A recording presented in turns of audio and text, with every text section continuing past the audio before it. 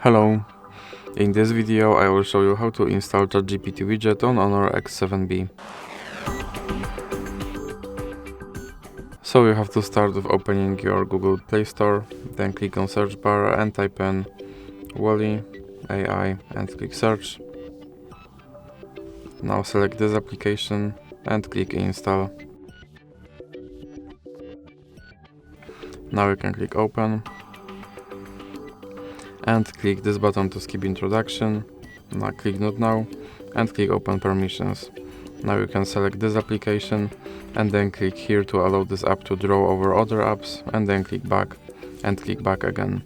Now you can click start, and as you can see, here is your Chat GPT widget and you can open him and tell him to do something.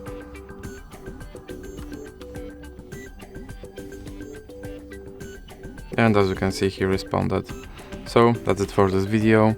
If you liked it, please remember to leave like and subscribe.